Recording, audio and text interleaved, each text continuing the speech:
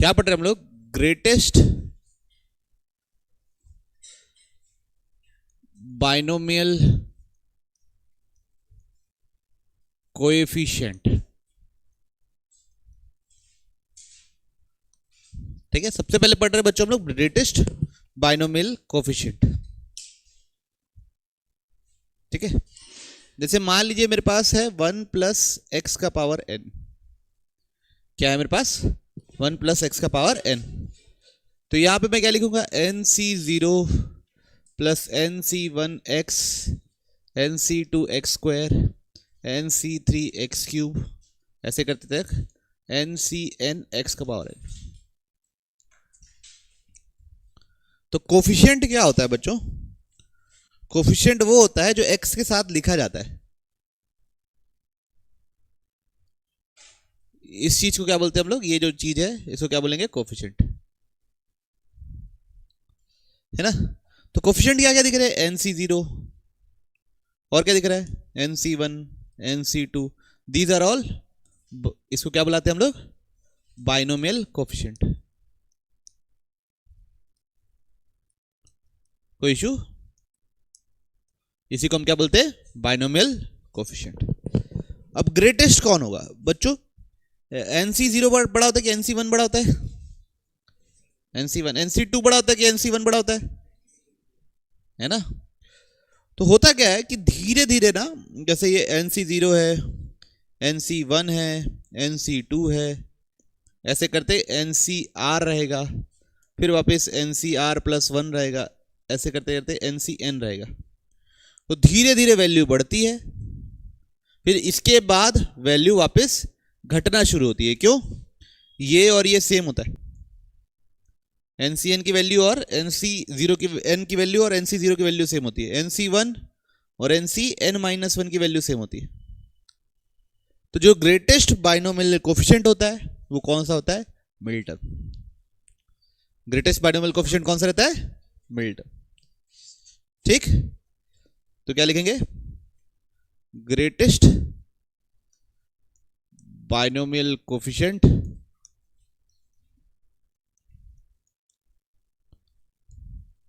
Is of क्या बच्चों? Middle term. ठीक है, ओके। जैसे मान लो इफ n इज इवन, है ना, तो ncn/2 ncn/2 वो होगा ग्रेटेस्ट। ठीक है, जैसे एग्जांपल 20c r लिखा है, तो r की कौन सी वैल्यू के लिए सबसे ज्यादा होगा? 10। 20c 10 सबसे बड़ा होगा। बताइए अगर 14c r है तो कौन सबसे बड़ा होगा? 7। जो बीच वाला रहेगा वो सबसे बड़ा होगा। ठीक है, अब अगला इफ n इज ऑड। बच्चों जब n ऑड हो जाते हैं तो नंबर ऑफ टर्म्स क्या हो जाते हैं? इवन। तो 2 मिडिल टर्म हो जाती है। क्या मिडिल टर्म हो जाती है? 2। तो n c 11 टर्म रहेगा तो क्या होगा? 11 नहीं, n अगर 11 है, एक बार के लिए n अगर 11 है तो टर्म कितने होंगे? 12। तो मिडिल टर्म क्या होंगे? 6 और 5। 6 और नहीं, 6 और 7, है ना। तो कैसे लिखेंगे? n ऑड है तो टोटल नंबर ऑफ टर्म्स क्या हो गए? n+1, है ना। ये क्या हो गया? इवन। तो मिडिल टर्म क्या हो जाएगा? मिडिल टर्म क्या होगा बच्चों? बोलो ना। n+1/2 and n+1/2+1। तब इसके लिए अपन मिडिल टर्म लिखते कैसे? n c जो भी लिखा है -1। ठीक है, कोई दिक्कत किसी को? याद है ना? And n C n plus two plus one minus one, तो ये दोनों क्या होते हैं बच्चों? मिलटर्म। ओके, ये सी है ना?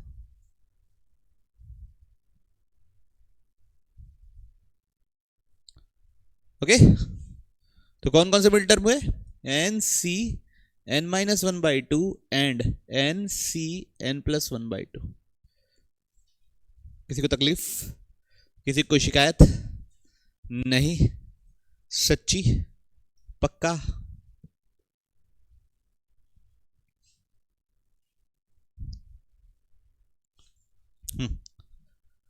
तो देखिए, ये फर्स्ट पार्ट, ठीक है।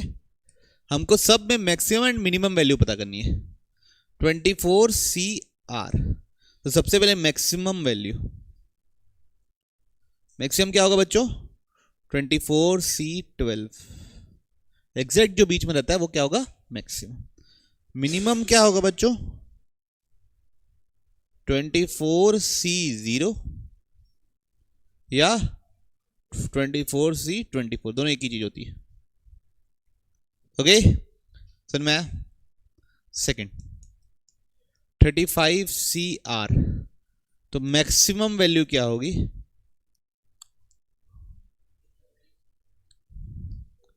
है ना? 35 सी 17 या 35 सी 18, दोनों एक ही चीज होता है। इन दोनों को माइनस करोगे तो ये 18 ही मिलता है। और मिनिमम क्या होगा? मिनिमम क्या होगा बच्चों? 35 सी 0 या 35 सी 1।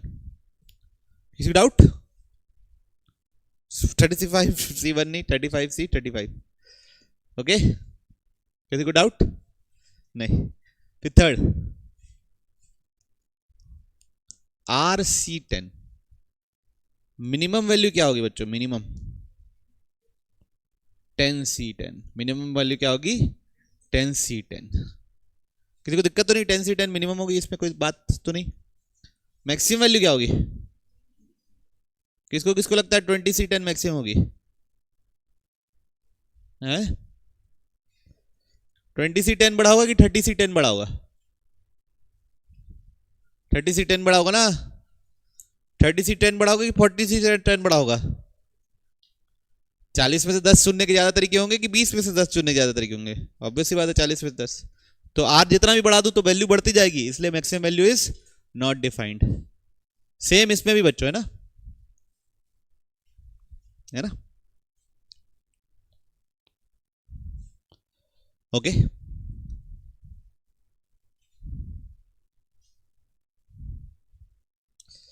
अगला लिख रहे हैं हम लोग, ग्रेटेस्ट बाइनोमियल टर्म। क्या पढ़ रहे हैं हम लोग? ग्रेटेस्ट बाइनोमियल टर्म, ठीक है। तो यहां पे लिख लो न्यूमेरिकली और मैग्नीट्यूड वाइज, दोनों का मतलब एक ही होता है, न्यूमेरिकली या मैग्नीट्यूड वाइज। मतलब मैग्नीट्यूड वाइज सबसे बड़ा टर्म कौन सा होगा? ठीक,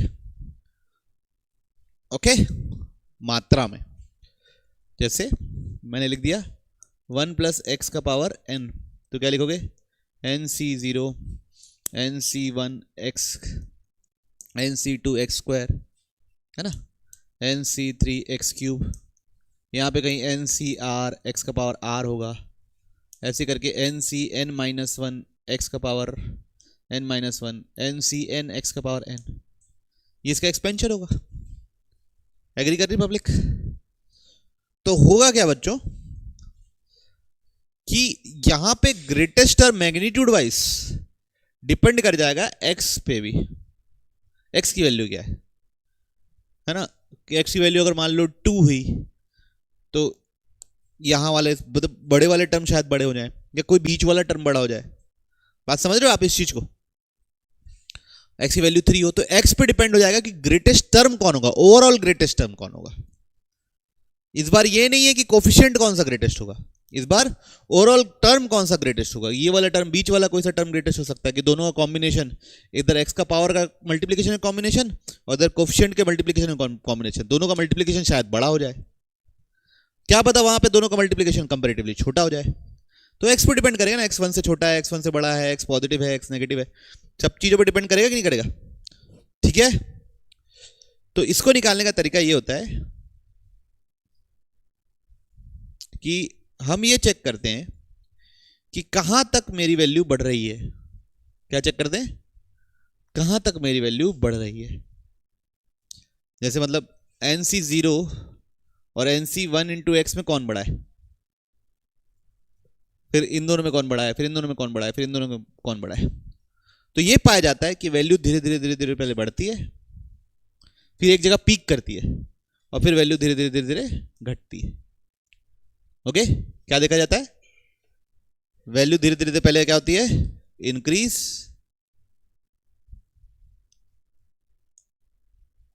अबे इंक्रीज, फिर बाद में धीरे धीरे धीरे धीरे डिक्रीज, पहले बढ़ी फिर घटी।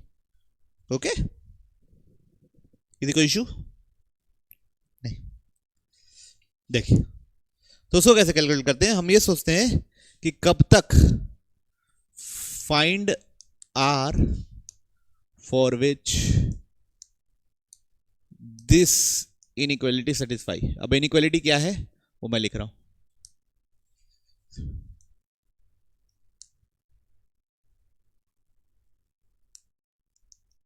ठीक, इनइक्वालिटी क्या है कि mod of TR plus 1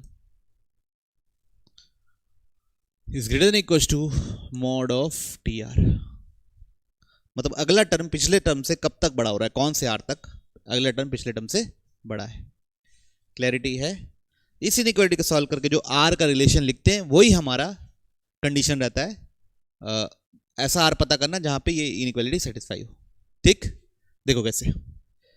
TR plus 1 को क्या लिखेंगे? NCR,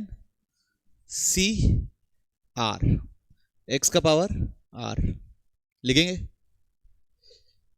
TR क्या लिखेंगे? NCR माइनस 1, एक्स का पावर R माइनस 1 लिखेंगे। NCR बच्चों, NCR कभी नेगेटिव नहीं हो सकता, NCR कभी नेगेटिव नहीं हो सकता, तो उसको मॉड से तो बाहर कर देते हैं। n factorial R factorial n minus R factorial. ठीक है, अब यहां पे मॉड ऑफ एक्स का पावर R लिख दिए। किसी को तकलीफ, किसी को शिकायत नहीं? NCR माइनस 1 भी नेगेटिव नहीं हो सकता, तो n factorial R minus 1 factorial, और दोनों को माइनस करूंगा तो मिलेगा n minus R plus 1 factorial. Minus कर लेना आप लोगों को, और यहां पे क्या आएगा? मॉड ऑफ एक्स का पावर R माइनस 1। इसको इधर ले आया। ठीक है, पहले तो n फैक्टोरियल को n फैक्टोरियल रहने दिया, R फैक्टोरियल को लिखा R into R minus 1 factorial. किसी को दिक्कत?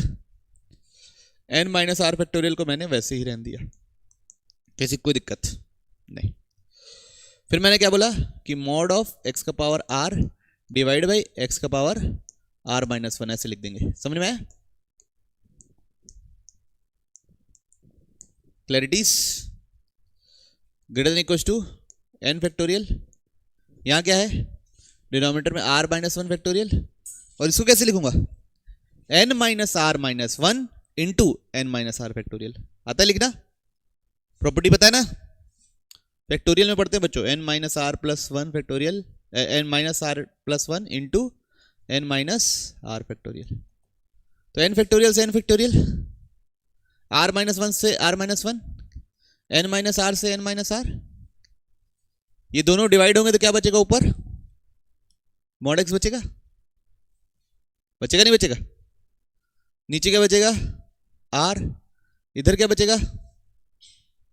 1 और इंटू, इंटू ना नहीं, डिवाइड में 1 upon n minus R plus 1। ठीक है, किसी किसी समझ में आया यहां तक? बस सॉल्व ही किया हूं तो कुछ क्या है, अब इसको उधर मल्टीप्लाई कर दिए तो mod x into N minus r into mod x plus mod x greater than equal to r. अब उसको उधर ले चले पलटू,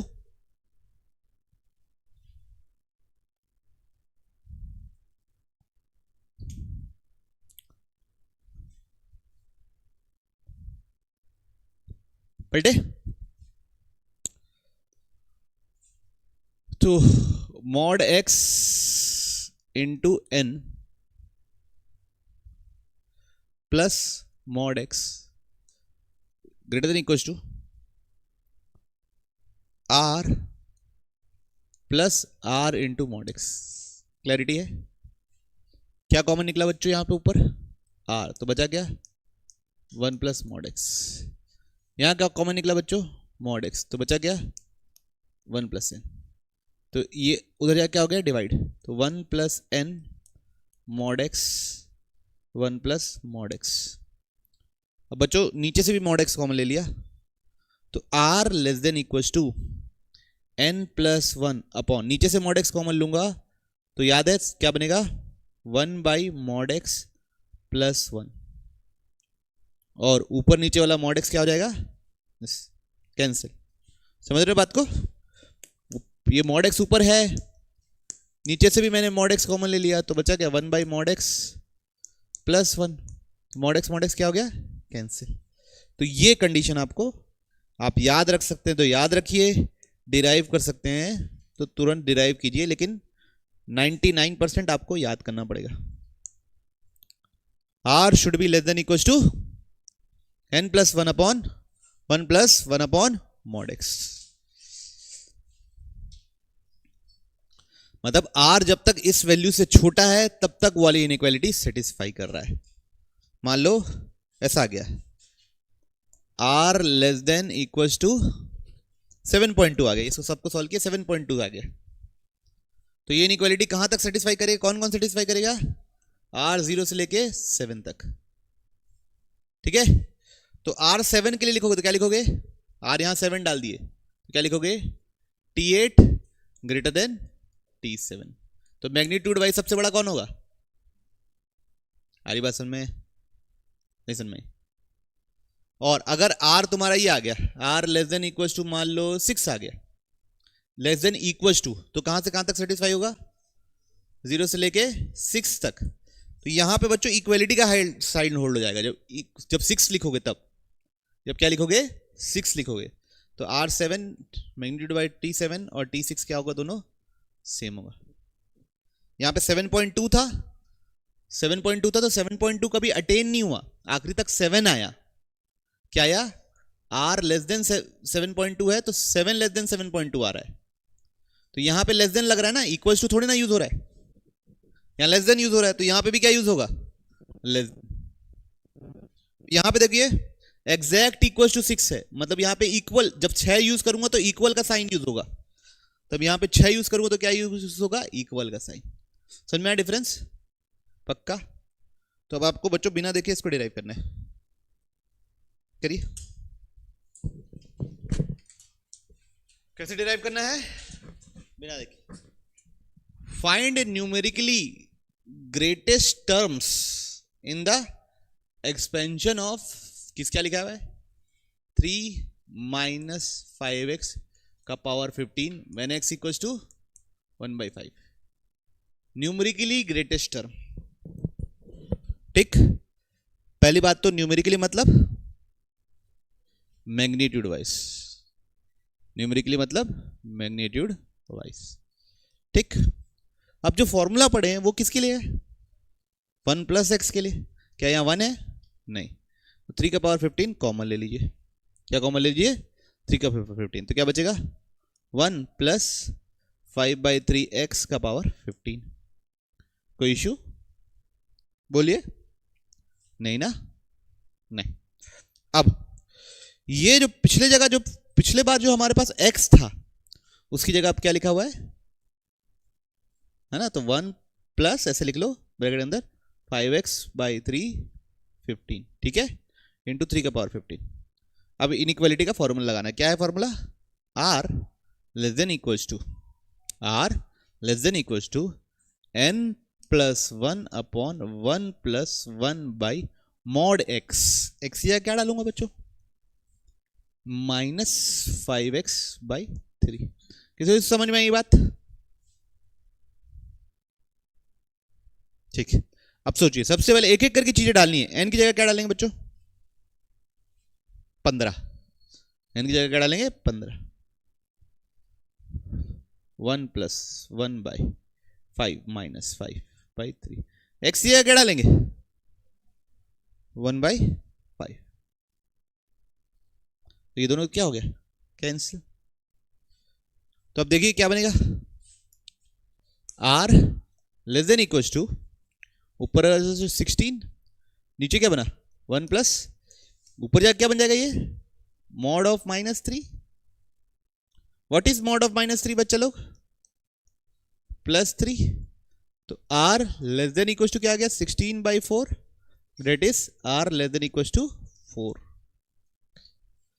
तो 4 तक ये कंडीशन वेर सेटिस्फाई की। कौन सी कंडीशन थी भैया हमारी? t r plus 1 greater than equal to T R. तो r 4 तक यूज होगा। तो r की वैल्यू जब 4 डालूंगा तो mod of t5 will be equal to mod of t4। क्यों? क्योंकि वहां पे इक्वलिटी का साइन तो यहां इक्वलिटी का साइन। ठीक है, ओके। अब क्या करना है? t5 लिखना है हमको। क्या लिखना है? t5।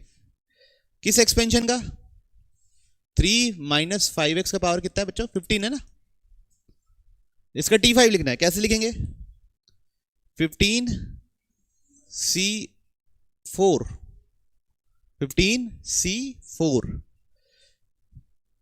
3 का पावर 11 माइनस 5x का पावर 4। समझ में आई बात? ये ग्रेटेस्ट टर्म होगा और ग्रेटेस्ट टर्म क्या होगा? ये 15c, इस बार क्या डालेंगे t4 के लिए? 3 का पावर 12 माइनस 5x का पावर क्या बच्चों? 3 माइनस 5x का पावर 3। अब x की जगह क्या डाल देंगे? 1/5 है, 1/5 है ना। ठीक, तो ये 5 से 5 क्या हो गया? कैंसिल। और पावर 4 होने से क्या ही फर्क पड़ना है? 15c3 का पावर 12। तो आंसर क्या होगा? 15c4 c का पावर 11 या मॉड ऑफ 15c3 का पावर 12। दोनों में से कोई भी एक टर्म ग्रेटेस्ट होगा। दोनों बराबर होंगे। देखिए आंसर चेक कीजिए। सबको समझ नहीं आया? शौरबैद कॉन्सेप्ट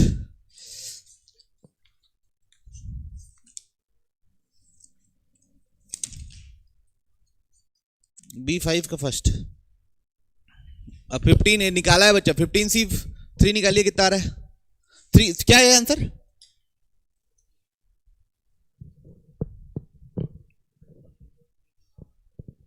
का पावर 12। तो यही वाला पहले चेक कर लेते हैं। 15c3 कैलकुलेट कीजिए, कितना हो रहा है? 15c3 कैलकुलेट कीजिए सब कोई। 15 into 14 into 13 divide by 3 into 2 into 1 into 2 का 3 का पावर 12 कितना हो रहा है? देखिए 3 के टेबल में 5 था, 2 के टेबल में 7 था, 35 इंटू 13 इंटू 3 का पावर 12। बच्चों आप लोग इसको, अगर आपको मेरी बात पे शक है, मेरी थ्योरी पे शक है, तो इस पे आप लगाइए 15c4 इंटू 3 का पावर 11। क्या उतना ही आ रहा है? चेक करो। 15 फैक्टोरियल तो क्या लिखेंगे? 15 into 14 into 13 into 12 divide by 4 into 3 into 2 into 1 into 3 का पावर 11। तो आप याद देखेंगे ये इधर से मल्टीप्लाई होगा तो क्या बना? 3। ये टोटल क्या बन गया? 3 का पावर 12। और ये वापस कैसे बन गया? 455। सेम चीज आई। तो थ्योरी समझ में आ गई सबको? कोई ऐसा है जिसको अभी तक थ्योरी समझ नहीं आया? सबको आ गया? न्यूमेरिकली ग्रेटेस्ट टर्म मतलब तो बस टर्म का नंबर पूछा है, इस बार पूछा है which term is numerically greatest, तो आपको बताना है फिफ्थ टर्म फोर्थ टर्म ऐसा। पिछली बार क्या पूछा था? Find the numerically greatest term, कौन जो है वो कितना बड़ा है। इस बार पूछा है विच टर्म इज, तो पहले तो 2 का पावर x का पावर 34 बाहर निकाल लिए, तो अंदर क्या बचा 1 प्लस 5y बाई 2x का पावर 34। इधर तो ये तो कांस्टेंट है, इसमें कुछ ध्यान नहीं देना है। x या कौन काम करने वाला है, तो क्या कंडीशन है, r less than equal to n plus 1 upon 1 plus 1 by mod x। r की जगह क्या डालेंगे, r, n की जगह क्या डालेंगे 34 प्लस 1 बाई 1, मॉड x की जगह क्या डालेंगे 5y बाई 2x। सबको क्लियर? अब r less than equal to ये बना 35 1 plus mod 2x by 5y। x कितना है, x कितना है कोई बताएगा मेरे को, y कितना है बताएगा कोई मेरे को, तो कितना होना r less than equal to 35 by 1 plus 6 by 10, तो ये कितना होता है 3 बाई 5, तो क्या हुआ r less than equal to 35 into 5 by 8, 35 into 5 कितना होता है आजकल 175 बाई 8, 175 बाई 8 कितना होता है लगभग 21.875। ठीक है, तो बच्चों r इज इक्वल टू 21 तक सेटिस्फाई करेगा, कहां तक सेटिस्फाई करेगा, r इक्वल टू 21 तक, और वहां पे इक्वल का साइन आएगा क्या, नहीं, तो क्या लिखेंगे mod of T R plus 1 greater then mod T R, और r की जगह क्या डालना रहेगा 21, तो t21 22, तो 22 will be numerically greatest term. किसको किसको ये लॉजिक समझ में नहीं आया, आंसर सही है, बढ़े आगे चले। दो भाग जो पढ़ चुके हैं वो ही है ग्रेटेस्ट बाइनोमियल कोफिशिएंट, तो पहला क्या है बाइनोमियल कोफिशिएंट के बारे में बोला है, तो मिडिल टर्म वाला ग्रेटेस्ट होता है। ग्रेटेस्ट न्यूमेरिकल कोफिशिएंट जो अभी हम लोग कैलकुलेशन किए, न्यूमेरिकली वाइज क्राइटेरिया, एल्जेब्रिकली मतलब साइन के साथ और एल्जेब्रिकली साइन के साथ, तो पहला दो निकालिए उसके बाद चेक कीजिए, फिर थर्ड और फोर्थ मैं समझा रहा हूं। फर्स्ट और सेकंड निकालिए चेक कीजिए, उसके बाद थर्ड और फोर्थ मैं समझा रहा हूं। टेक x इक्वल्स टू 1 है ना, टेक x इक्वल्स टू 1। चलिए अब सवालों को देखते हैं। पहला, सबसे पहला greatest binomial coefficient, greatest binomial coefficient, binomial coefficient मतलब NC1 NC2 NC3 ये सब लोग, तो मिडिल टर्म वाले का ही ग्रेटेस्ट होता है, तो ये क्या है टर्म क्या है 2x माइनस 5 का पावर 6, तो इसका ग्रेटेस्ट बाइनोमियल कोफिशिएंट क्या होगा 6C3 वाला, मतलब फाइंड द टर्म, तो जो T4 रहेगा ना बच्चों उसका बाइनोमियल कोफिशिएंट ग्रेटेस्ट होगा। ओके, नहीं समझ में आने को। अब second, greatest numerical coefficient, greatest numerical coefficient, तो यहां पे अब सिर्फ बाइनोमियल कोफिशिएंट से लेना देना नहीं है, पूरा एज ए टर्म कौन सा टर्म बड़ा है कौन सा टर्म छोटा है।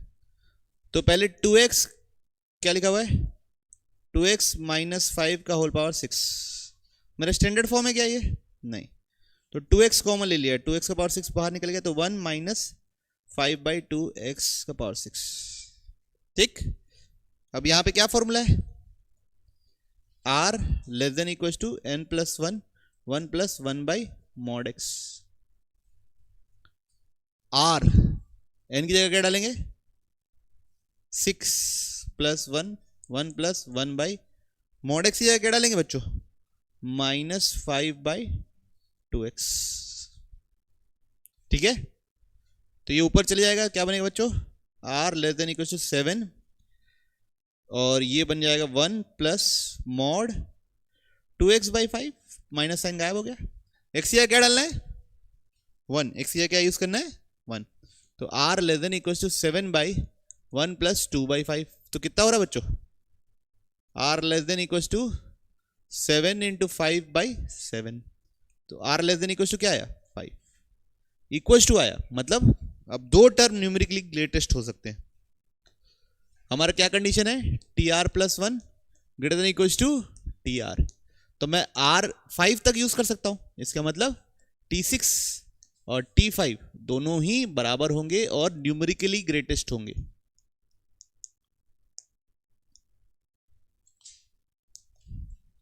ठीक है, अब अगला एल्जेब्रिकली ग्रेटेस्ट। बच्चों एल्जेब्रिकली ग्रेटेस्ट मतलब होता है साइन के साथ बड़ा नंबर। साइन के साथ मतलब जैसे अगर मैग्नीट्यूड वाइज देखो, एक बार इधर देखो ना, सबसे पहले ये देखो मेरे पास कितने टर्म होंगे टोटल 7 टर्म होंगे T1 T2 T3 T4 T5 T6 T7। ठीक है, ऐसे 7 टर्म होंगे। मैग्नीट्यूड वाइज सबसे बड़ा कौन सा है ये दोनों, मैग्नीट्यूड वाइज सबसे बड़े यही है। तो इनमें से जो पॉजिटिव होगा वो सबसे बड़ा हो जाएगा, एक्चुअल सबसे बड़ा हो जाएगा। किसको किसको ये बात सही लग रही है? तब इनमें से पॉजिटिव कौन होगा बच्चों? ये देखो ये माइनस साइन है, तो T5 यूज करूंगा तो क्या लिखूंगा 6C4 2x का पावर क्या बच्चों 2 और -5 का पावर 4। और T6 में 6C5 2x का पावर 1 और -5 का पावर 5, तो ये क्या हो गया नेगेटिव। तो सबसे बड़ा टर्म कौन सा होगा T5, तो T5 जो होगा वो एल्जेब्रिकली सबसे बड़ा टर्म होगा। किसको किसको ये बात समझ नहीं आई? आ गई? ठीक, अब बताइए अगला एल्जेब्रिकली सबसे छोटा T6, एल्जेब्रिकली सबसे छोटा T6। क्यों? क्योंकि वो मैग्नीट्यूड है सबसे बड़ा है और उस पर साइन लग गया नेगेटिव, तो वो क्या बन गया एल्जेब्रिकली लीस्ट। आ रही बात समझ में? ओके, चेक कर लीजिए आंसर सही है। बच्चों कुछ ऐसा सेटअप होता, मान लो ऐसा T1 T2 ऐसे लिख देता हूं, T1 T2 T3 ऐसे करते करते तक T20 तक है मान लो। ठीक है, अब आपका आ गया R, जो सॉल्व करते हैं जो पूरा सॉल्व करते हैं ना, उसकी वैल्यू आ गई R लेस देन, यहां पे लिख दे रहा हूं, ऊपर लिख दे रहा हूं 1 - x का पावर n। ठीक है, अभी के लिए क्या लिखा हूं 1 - x का पावर n। उसके एक्सपेंशन में ऐसे 20 टर्म होंगे, पावर 19 उसके एक्सपेंशन में 20 टर्म है। R less than equal to निकल गया मेरा 12.3। ठीक है, एक रैंडम सिनेरियो लिया हूं, एक एक्सपेंशन ले लिया 1 - x का पावर -19 और उसके 20 टर्म होंगे। उसका जो इनइक्वालिटी सॉल्व करते हैं वो क्या लिखा है R less than equal to 12.3। अब मेरे को आप लोगों को बताना है न्यूमेरिकली ग्रेटेस्ट है ना, कौन सा टर्म होगा। ठीक है, फिर न्यूमेरिकली लीस्ट वो कैसे पता करेंगे, फिर एल्जेब्रिकली ग्रेटेस्ट,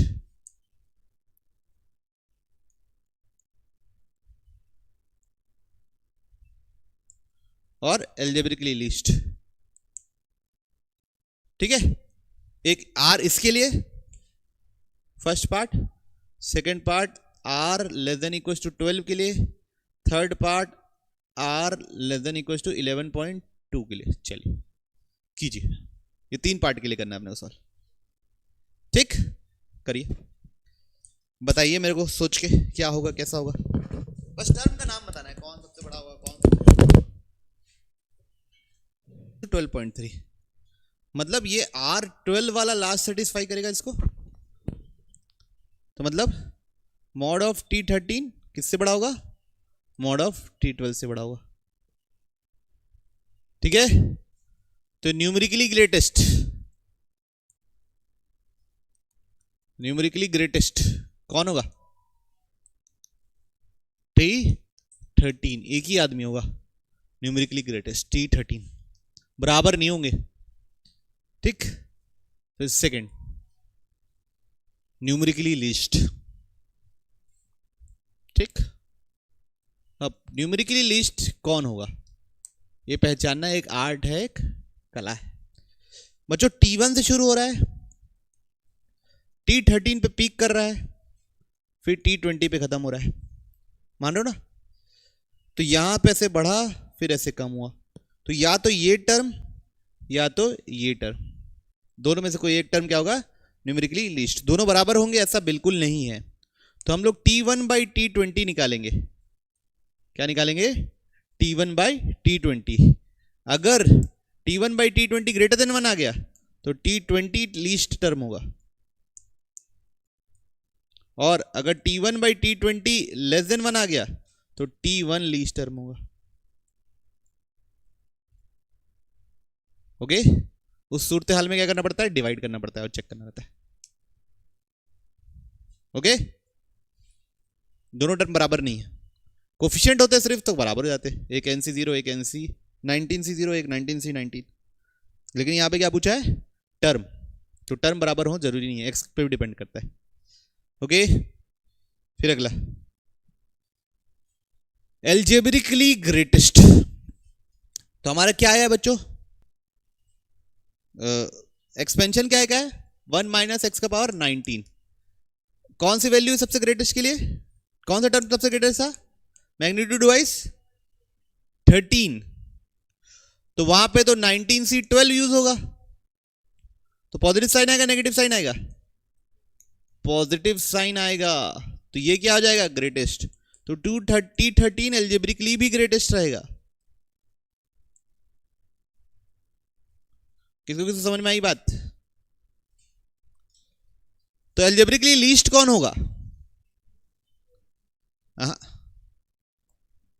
T12 या T14, T13 T12 T14, T13 peak किया है तो इधर भी कम होगा इधर भी कम होगा, तो मैग्नीट्यूड वाइज ये दोनों इससे जस्ट छोटे होंगे और दोनों ही नेगेटिव होंगे, क्योंकि ये पॉजिटिव है तो ये नेगेटिव, पॉजिटिव नेगेटिव, तो दोनों को डिवाइड करेंगे और दोनों में से दोनों का डिवीजन, मतलब mod of T12 bye mod of T14 अगर लेस देन 1 आ गया, मतलब मैग्नीट्यूड वाइज कौन बड़ा है, T14 बड़ा है, तो T14 एक्चुअल क्या हो जाएगा, algebraically least.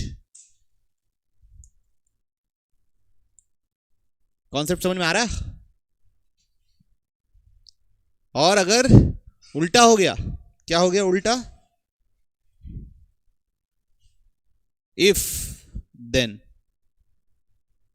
If mod T12 by mod T14 1 से बड़ा आ गया, इसका मतलब T12 बड़ा है मैग्नीट्यूड वाइज इससे, तो वो T12 एल्जेब्रिक क्या हो जाएगा, लीस्ट।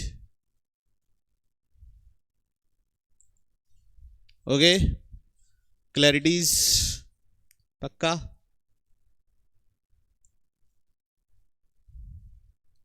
अब अगला क्या है, R equals to less than equals to 12, तो R less than equals to 12 है, मतलब T13 बराबर T12, एग्री कर रही पब्लिक, बोलिए 12 तक सेटिस्फाई करेगा। तो सबसे पहले न्यूमेरिकली ग्रेटेस्ट कौन होगा, दोनों होंगे, T12 और T13। क्लैरिटी, न्यूमेरिकली लीस्ट क्या बोल रहे,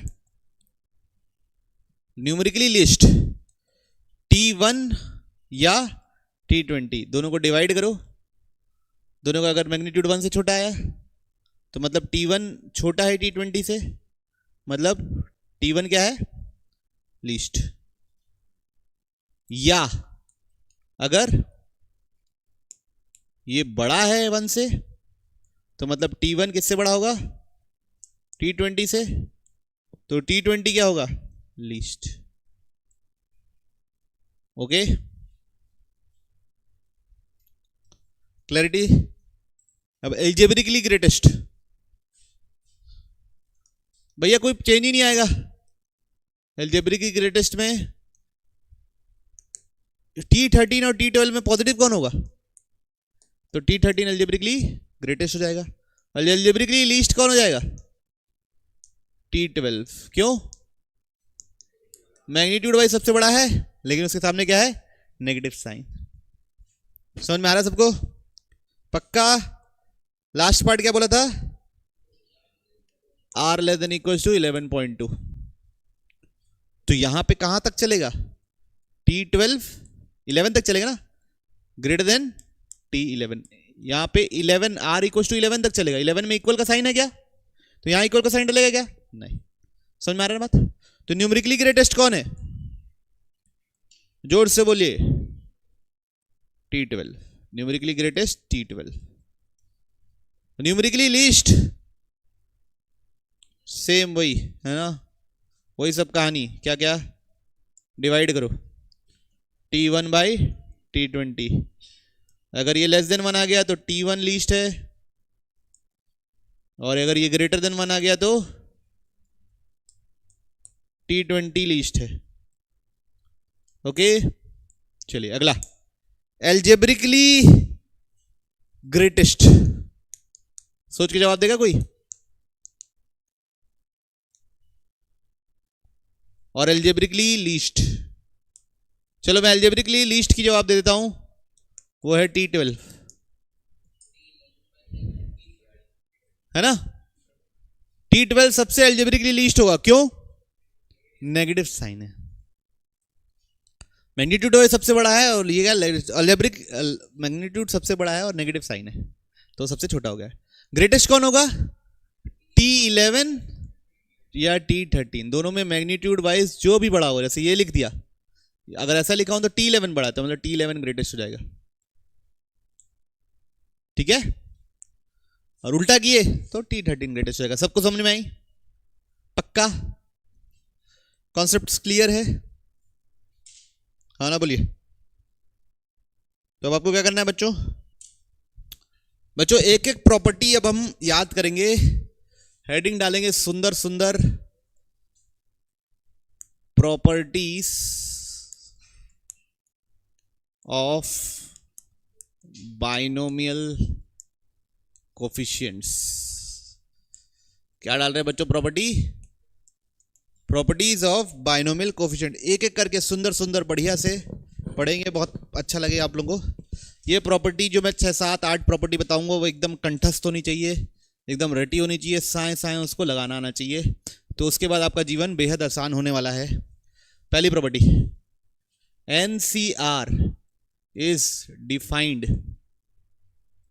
व्हेन, सबसे पहली बात, n एक नेचुरल नंबर होना है, ठीक है, R एक होल नंबर होना है, तीसरा R n से छोटा होगा या बराबर होगा, R n से बड़ा नहीं हो सकता। ये 3 चीज होनी चाहिए, तभी NCR डिफाइन होता है, सबको पता है ये बात। तो 10C11 लिख देते हो क्या आप लोग, कि -1C3 लिख देते हो, ऐसा सब तो नहीं लिखते ना, ठीक है, कोई दिक्कत तो नहीं।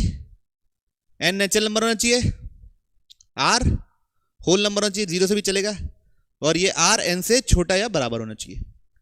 प्रॉपर्टी नंबर 1, इसके बारे में ज्यादा चर्चा करनी है, 2-3 मिनट और नहीं। सेकंड, n ऐसा लिखा है, if NCX is equals to NCY, क्या लिखा है बच्चों, if NCX is equals to NCY, then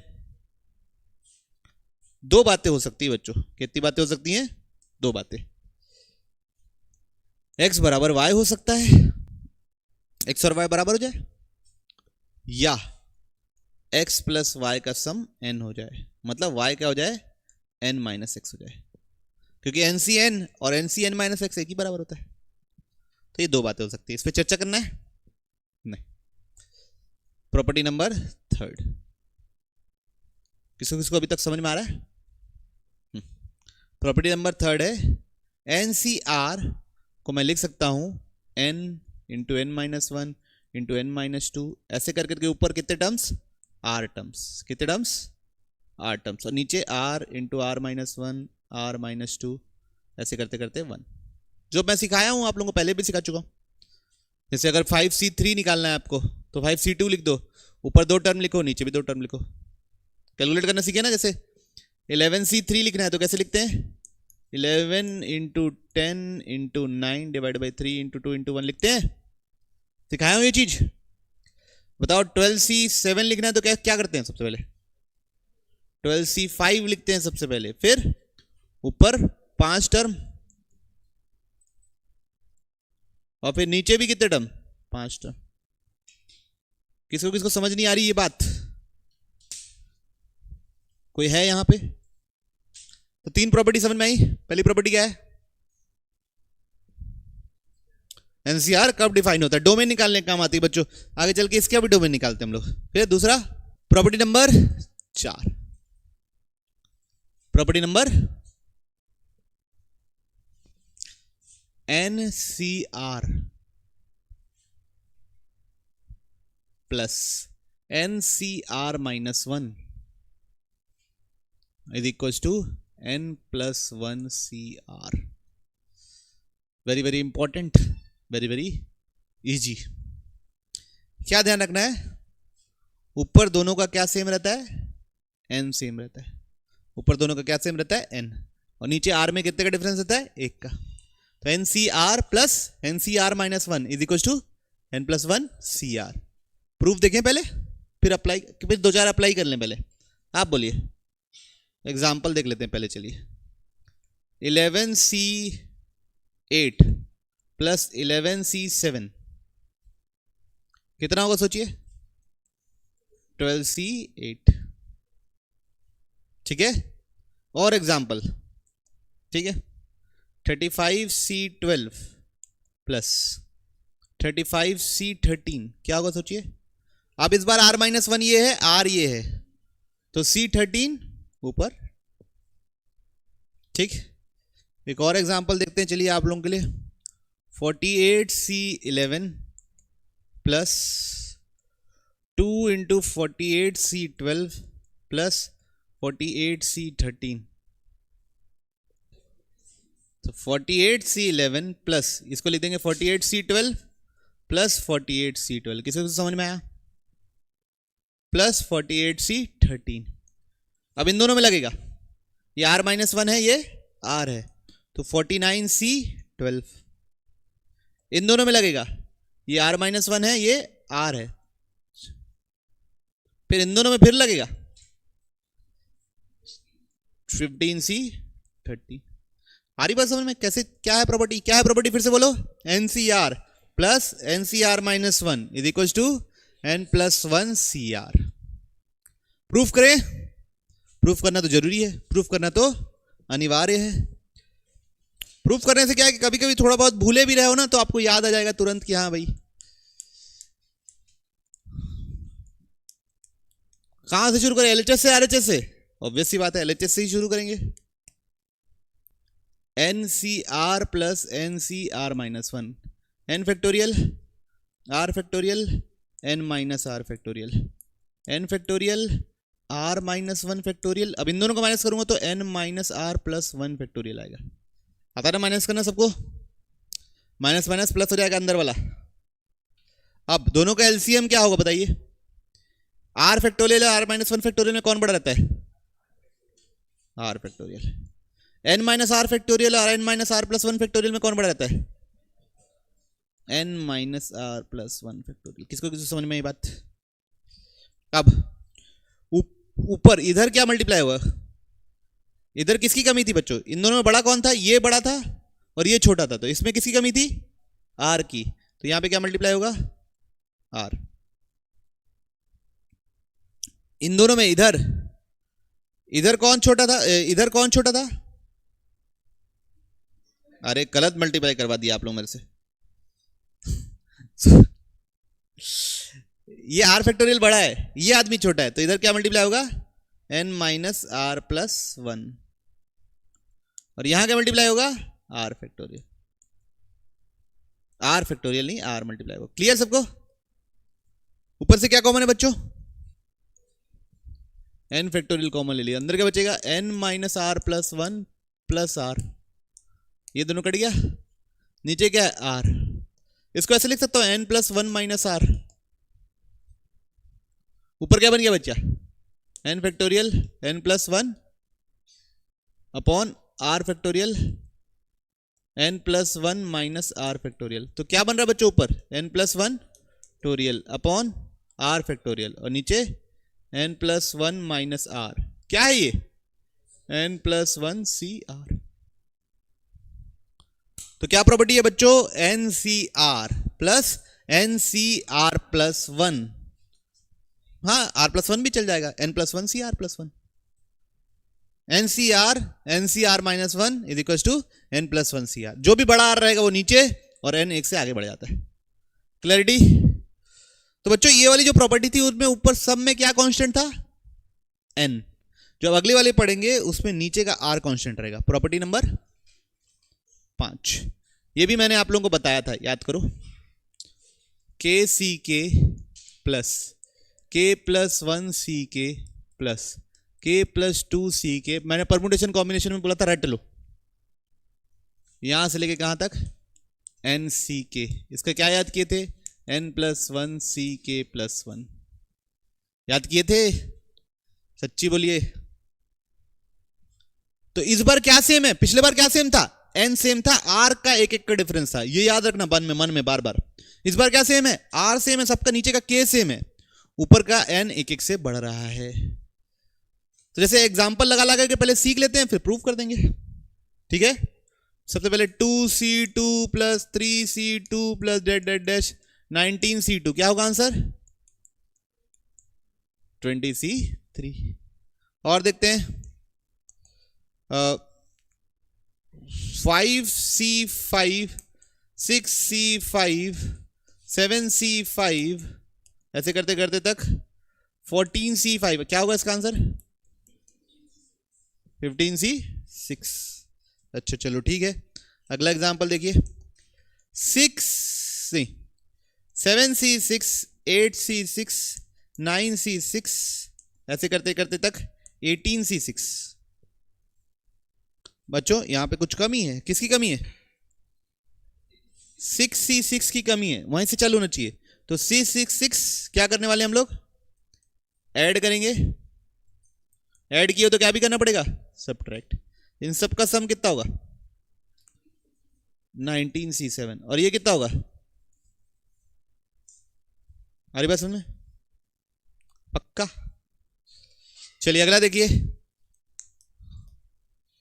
14c6 15c6 से लेके 50c6। तो बच्चों यहां पे क्या गायब है? यहां पे बहुत सारे लोग गायब है। कहां से कहां तक गायब है? C6 7c6 से लेके 13c6 तक गायब है। तो उसको क्या करना पड़ेगा? ऐड। उनको क्या करना पड़ेगा बच्चों? ऐड। अब ऐड किया तो क्या भी करना पड़ेगा? सबट्रैक्ट।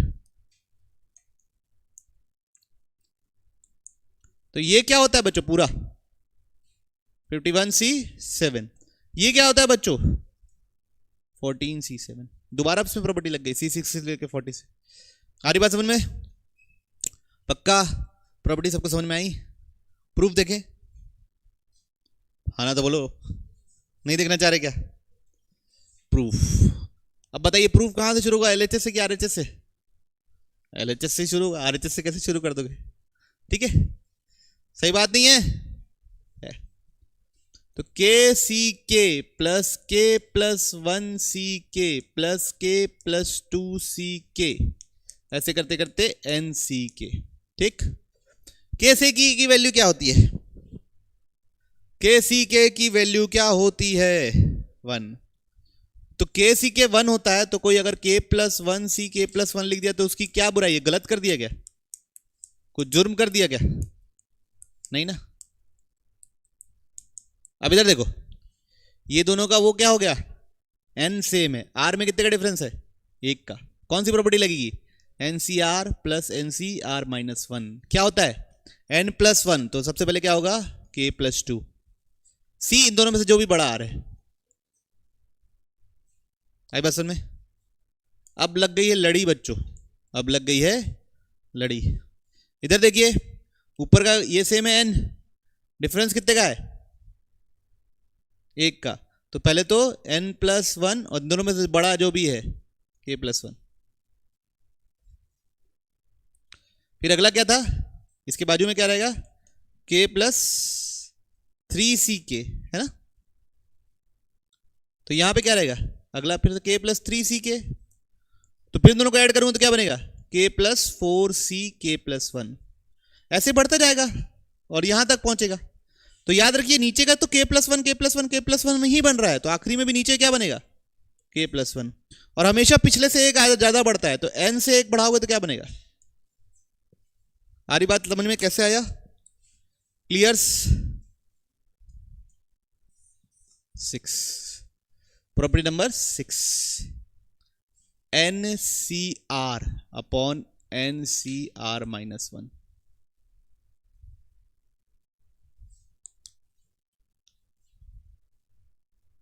ये है बच्चों N minus are plus one divide by R. क्या है? N minus are plus one divide by R. ठीक है, तो देखिए दोनों डिवाइड में, दोनों किस में है? डिवाइड में। ओके, जैसे ये दोनों डिवाइड में, दोनों का एन क्या है? सेम, और आर में एक का डिफरेंस है। इससे पहले दोनों जो प्रॉपर्टी पढ़ी थी वो सम की प्रॉपर्टी पढ़ी थी। एक में आर कांस्टेंट था, एक में एन चेंज होता था। एक में आर कांस्टेंट था, एक में एन चेंज होता था, एक में एन कांस्टेंट था, आर चेंज होता था। अब ये क्या है? डिवीजन वाली प्रॉपर्टी। कौन सी प्रॉपर्टी दी थी? डिवीजन वाली। देखिए, सबसे पहले मतलब एग्जांपल बता रहा हूं, 17c6 अपॉन 17c5 यूज कैसे करना ये तो याद रखो, ठीक है? दिस माइनस दिस, देखिए 17 माइनस 5 अपॉन ये अपॉन 6। ओके, कितना है? कितना आया? 2 आया। चेक करो आंसर। आंसर क्या चेक करें? रहने दो, बाद में चेक करेंगे। ठीक, कोई दिक्कत? जैसे एक और example, 35c12 divide by 35c11। तो क्या करना है? 35 माइनस 11 बाई 12। याद रखना एक बात, आप क्या याद रखना? ये भी 2 आ गया क्या? बार बार 2 ही लिखवा रहे हो मेरे से आप लोग, है ना? एक और लिखते हैं, चलिए। 18c13 divide by 18c12। ठीक है, तो कैसे लिखेंगे? 18 माइनस 12 डिवाइड बाई 13। याद रखने का कि जो आर है वो बड़ा ऊपर वाले में रहना चाहिए ना, अगर नीचे वाला है तो रेसिप्रोकल हो जाएगा प्रॉपर्टी। किसी को दिक्कत नहीं? पक्का? क्या करना रहता है गुरुजी? न्यूमरेटर ऊपर वाले का एन, नीचे वाले का आर, दोनों को माइनस डिवाइड बाई ऊपर वाले का आर। क्लियर? प्रूफ देखें? प्रूफ देखना चाहते हो? नहीं देखना चाहते? नहीं देखना चाह रहे? देखना चाह रहे। N C are upon N C are minus one. N C are क्या लिखेंगे? N factorial are factorial N minus are factorial. N C are minus one क्या लिखेंगे? N factorial are minus one factorial. इन दोनों को minus करूँ तो क्या मिलेगा? N minus are plus one factorial. N factorial से एन फैक्टोरियल कैंसिल। ये कहाँ चला गया? ऊपर। R minus one factorial N minus are plus one factorial are factorial N minus are factorial. कोई इशू किसी को? नहीं। सच्ची। अब आर फैक्टोरियल को क्या लिख सकता हूं, R into R minus one factorial. N plus R minus one को क्या लिख सकता हूं, आता ना ये लिखना। ये प्रॉपर्टी हम लोग कब पढ़ते, परम्यूटेशन कॉम्बिनेशन बताया था ना, कहां तो बताया था, कहीं ना कहीं तो बताया हूं मैं, पास्ट में याद रखिएगा। तो कितना हो जाएगा ये, N minus are plus one by R. तो देखो इन दोनों को माइनस करूंगा तो N minus are plus one आएगा, और नीचे से डिवाइड कर दूंगा तो क्या आ जाएगा। क्लैरिटी है, पक्का, क्या डाउट हो गया बताओ, मेरे से बताओ। नहीं, चलिए इधर 35C17 डिवाइड बाई 35C15 कैसे सॉल्व करोगे, प्रॉपर्टी तो नहीं लग रही है। प्रॉपर्टी लगाने के लिए कुछ मल्टीप्लाई डिवाइड करना पड़ेगा। 35C16 मल्टीप्लाई करेंगे, 35C16 डिवाइड करेंगे, आई बात समझ में। अब यहां पे प्रॉपर्टी लग जाएगी, ऊपर नीचे एक ही आर का डिफरेंस है, ऊपर n 35 minus 16 by 17 into 35 minus 15 by 16, ऐसे किए थे। थोड़ा मतलब 2-4 किलोमीटर, चल 19-20 लाख का फर्क। देखिए चलिए बता रहा हूं बच्चों, इसको देखिए, मेरा पेन कहां चला गया।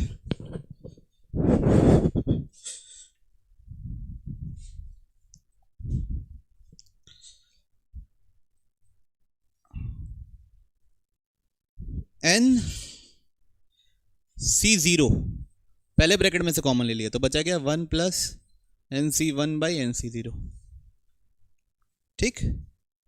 फिर NC1 दूसरे ब्रैकेट से कॉमन ले लिया,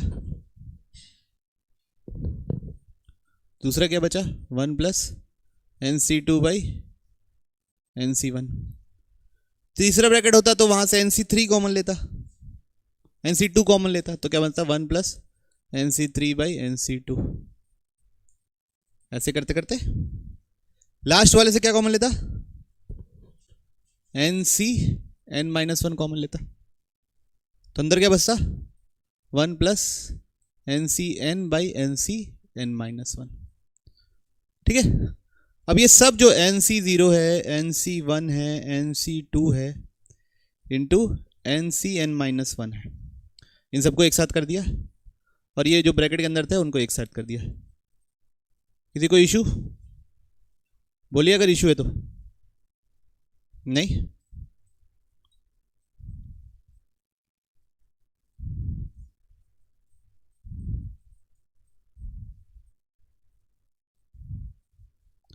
इज इक्वल टू क्या, lambda times, is equal to क्या, लैम्डा टाइम्स, ये क्या चीज है, पाई R0 से लेके n, मतलब NC0 into NC1 into NC2 कहाँ तक, NCn तक। कुछ कट रहा है क्या, यस, ये और ये पूरा कट गया, बचा गया है NCn। NCn वो भी क्या होता है, 1 ही होता है, तो बचा गया सिर्फ लैम्डा, ओके। अब यहां पे NCr और NCr माइनस वन वाली प्रॉपर्टी लग जाएगी, तो कैसे लिखेंगे, this minus this upon this, तो n माइनस 0 अपॉन 1। सेकेंड वाले में क्या लिखेंगे, n माइनस 1 बाई 2। थर्ड वाले में क्या लिखेंगे, n माइनस 2 बाई 1 प्लस ना, 1 प्लस n माइनस 2 बाई 3। समझ में आ रही बात। ऐसे करते करते लास्ट वाले में क्या लिखेंगे, n minus 1 by n। Clarities, ऊपर क्या बना यहां पे, n प्लस 1 अपॉन 1। नीचे क्या बना बच्चों, यहां पे क्या बनेगा, 2 एलसीएम लूंगा तो n प्लस 1 बाई 2। यहां पे क्या बनेगा, n प्लस 1 बाई 3। लास्ट में क्या बनेगा, ये भी बच्चों ये दोनों कट जाएगा, प्लस 1 आएगा, तो n प्लस 1 बाई n। तो ऊपर क्या बन रहा है बच्चों, ये लैम्डा है, तो n प्लस 1 का whole power n divide by क्या बन रहा है, बराबर क्या आ गया, लैम्डा। क्या प्रूफ करना था,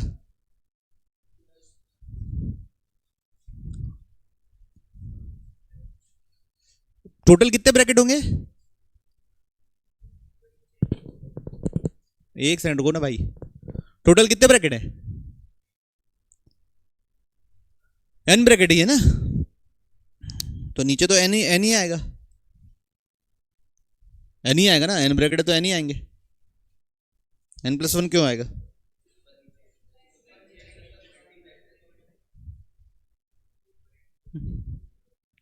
ऊपर नीचे n प्लस 1 डिवाइड कर दो, तो क्या बन गया ऊपर n प्लस 1 का होल पावर n प्लस 1 और नीचे क्या बन गया n plus 1 factorial. Okay clear सबको कैसे यूज हुआ, है ना, बोलिए पक्का। नेक्स्ट प्रॉपर्टी देखें,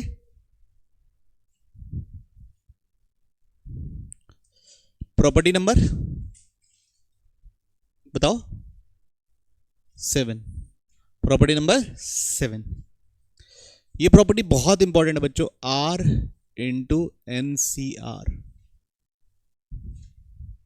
क्या है property, R into N C are.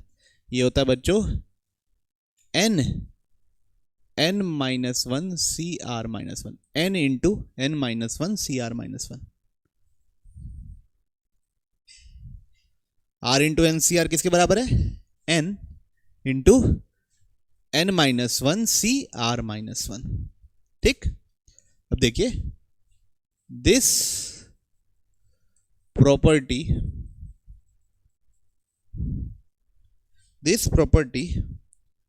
is used to remove r from numerator in summation, in क्या summation। जब समेशन अभी सीखेंगे इसके बाद, वहां पे r into N C R numerator में से r हटाने के काम आता है। क्या प्रॉपर्टी है r into N C R, जैसे अगर मेरे पास ऐसा लिखा हुआ है 35 इंटू 74 सी 35, ठीक है, तो आर एन सी आर, तो इसको क्या लिखोगे 74 इंटू 73 सी 74। ओके, एक और एग्जांपल देख लो, 15 इंटू 50 सी 15, इसको क्या लिखोगे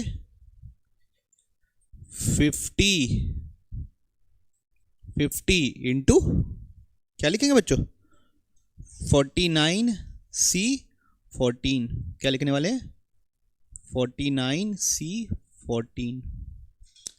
सब क्लियर है बात, पक्का सच्ची। अच्छा अगर ऐसा लिखा है बताओ, एग्जाम्पल लिखा हुआ है आर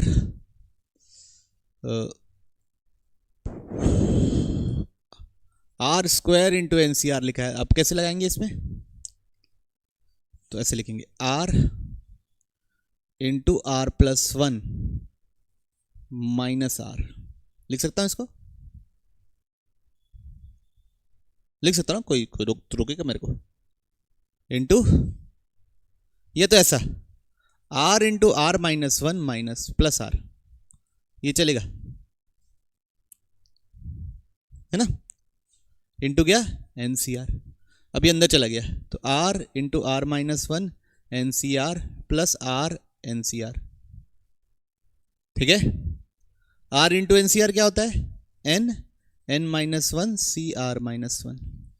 यहां पे पहले इसमें लगाएंगे R into N C R में क्या लिखेंगे N minus 1 C are minus 1, उसके साथ क्या इंटू है आर माइनस 1, फिर यहां पे फिर लग जाएगा N minus 1 N minus 2 C are minus 2। ठीक है, N minus 1 C are minus 1। आई बात समझ में सबको, पक्का। जैसे एक और एग्जांपल देखो, ऐसा लिखा रहे R minus 1 R minus 2 NCR। तो सबसे पहले क्या लगाएंगे, R इंटू NCR। क्या होता है R into NCR? N minus one CR minus one, R minus one R minus two as it is है। फिर क्या लगाएंगे, दिस इंटू दिस, क्या लिखेंगे, N minus one N minus two CR minus two R minus to. फिर क्या लगाएंगे, नहीं बोल रहे हो, N minus two N minus three CR minus three.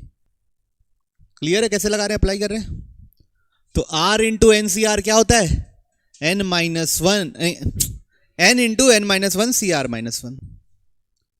Very very important property, it is use to remove R from numerator in summation. क्या हो गया बोलो, मेरे से नहीं बात करोगे, उसी से बात करोगे, सुयश से, उसी को समझाओगे। ठीक, प्रूफ देखें। प्रूफ एकदम छोटू सा मासूम सा है, R इंटू NCR। R को क्या लिख सकता हूं बच्चों में, R। NCR को क्या लिख सकता हूं, N factorial R factorial N minus R factorial. मेरे को इसको प्रूफ क्या करना है, N into N minus one CR minus one. ठीक है, अब देखिए इस N फैक्टोरियल को क्या लिख सकता हूं, N into N minus one factorial लिख सकता हूं। इस R फैक्टोरियल क्या लिख सकता हूं, R into R minus one factorial लिख सकता हूं। और इसको मैं ऐसे लिख सकता हूं क्या, N minus one minus R minus one लिख सकता हूं। Minus one minus one cancel हो जाएगा, तो ये से ये क्या हो गया, कैंसिल। व्हाट इज दिस, बोलो, N minus one CR minus one, hence क्या हो गया, प्रूफ। नहीं बस में हिमांशु दीदी क्लियर्स, बढ़े आगे, बढ़ो आगे। प्रॉपर्टी नंबर 8, N, अब यहीं से शुरू करता हूं, कहां से, जहां पे खत्म किए, R इंटू NCR क्या तरीके थे, N into N minus one CR minus one. तो सबसे पहले लिख रहा हूं NCR upon N is equal to N minus one CR minus one upon R। अब बच्चों N की जगह डाल रहा हूं N प्लस वन और R की जगह डाल रहा हूं R प्लस वन। अभी तो क्रॉस मल्टीप्लाई किया हूं, N की जगह डाल रहा हूं N प्लस वन, R की जगह डाल रहा हूं बच्चों क्या, R plus one.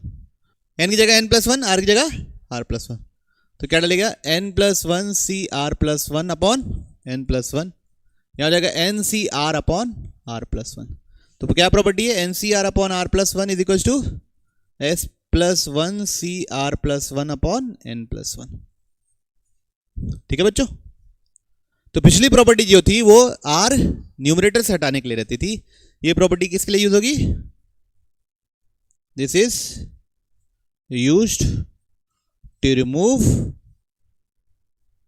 R from क्या बच्चों, डिनोमिनेटर।